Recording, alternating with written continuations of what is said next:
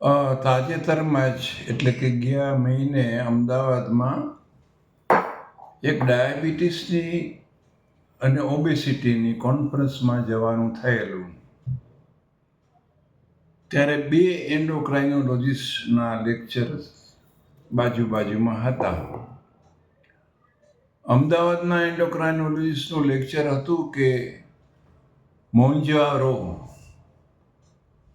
ટિર્ઝેપ્ટાઇડ નામની જે દવા છે જે ઇન્જેક્શનના સ્વરૂપમાં મળે છે અને બહુ કોસ્ટલી છે, તે જો લેવામાં આવે તો ડાયાબિટીસની સાથે સાથે દર્દીનું વજન પણ ઘટી શકે છે. આ દવાની અંદર બે જાતના હોર્મોનનું કોમ્બિનેશન છે. એ ડિટેલમાં જવાની જરૂર નથી, પણ આ ઇન્જેક્શન લેવાથી ભૂખ ઓછી લાગે, તમારું જે ખોરાક છે એ હોજરીમાં ઝાઝો સમય સુધી રહે એટલે તમને વધારે ખાવાનું મન ન થાય અને ઇન્સ્યુલિનનું સિક્રિશન વધે, જેના હિસાબે તમારું બ્લડ શુગર કંટ્રોલમાં રહે. બરોબર છે, નો પ્રોબ્લેમ, લઈ શકાય, પણ બહુ કોસ્ટલી છે અને સાઈડ ઇફેક્ટ પણ છે કે તમને કબજિયાત થઈ જાય, ઉપકાર કે એવું બધું થાય, પેટમાં ગડબડ થાય. એટલે બધાને ફાવે પણ નહીં અને બધાને પોસાય પણ નહીં.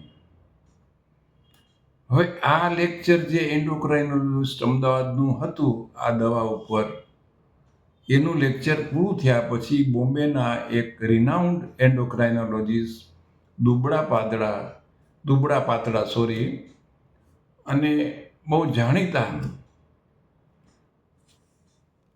ડૉક્ટર જોશીનું લેક્ચર હતું, શશાંક જોશીનું. એને એમ કીધું કે સરસ છે, આ દવા બહુ સરસ છે, પણ બધાને ન ફાવે, બધાને ન પોસાય,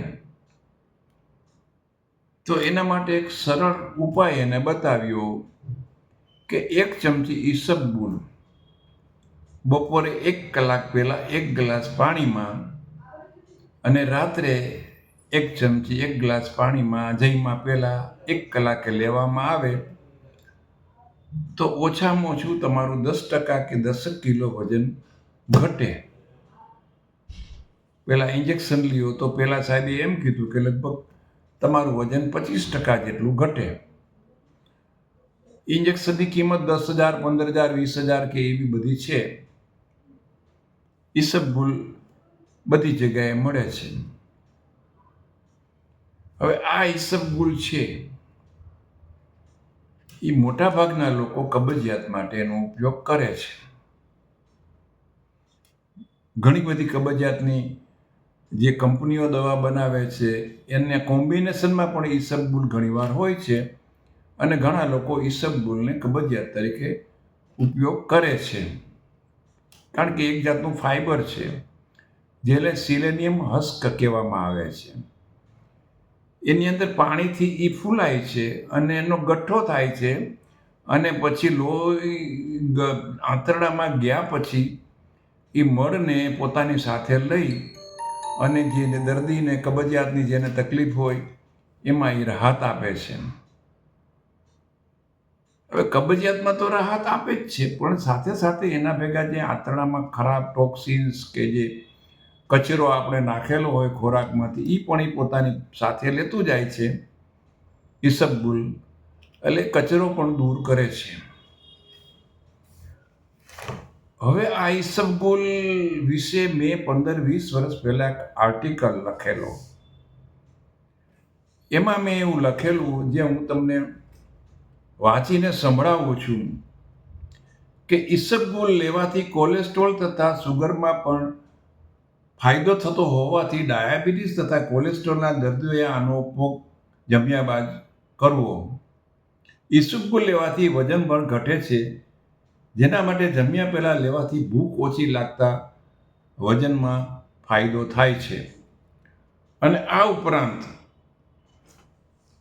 ઇરિટેબલ બોવલ સિન્ડ્રોમ જે લોકોને છે, જેને ઝાડા જેવું થતું હોય છે, એ પણ જો ઈસબગુલનો ઉપયોગ કરે તો પણ એને જરૂર ફાયદો થાય છે.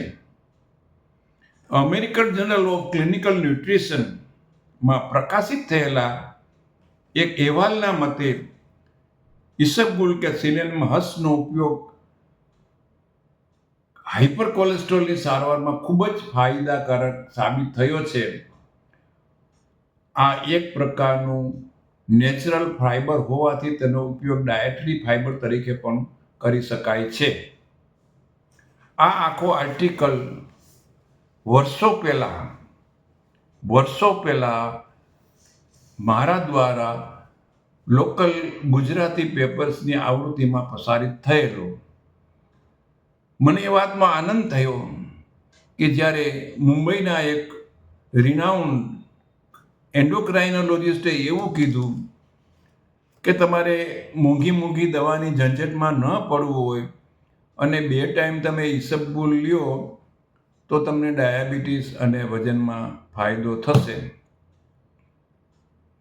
અત્યારે અહીંયા હું તમારો સમય બગાડવા માટે એટલા માટે આવ્યો છું કે મોટાભાગના આપણા લોકો ઇસબગુલનો ઉપયોગ કબજિયાતની સારવાર માટે કરે છે.